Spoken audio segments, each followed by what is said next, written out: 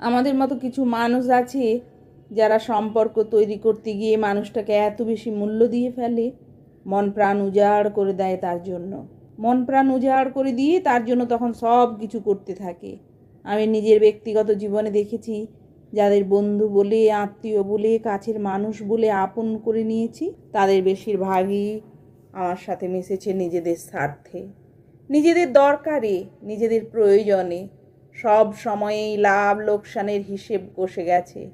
তারা বুঝিয়ে দিয়েছে সময়ের দাম শুধু তাদেরই আছে।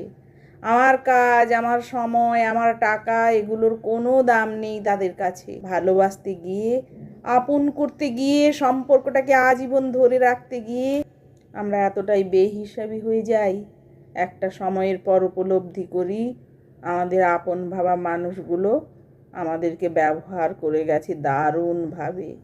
আমরা কোনো কিছু না ভেবে শুধু আবেগ খরচ করে গেছি, সময় খরচ করেছি, নিজের সেরাটুকু দিয়ে নিজেকে নিঃস্ব করেছি। শুধু আবেগে ভাসতে ভাসতে পৌঁছে গেছি এক ভয়ঙ্কর শূন্যতার জগতে।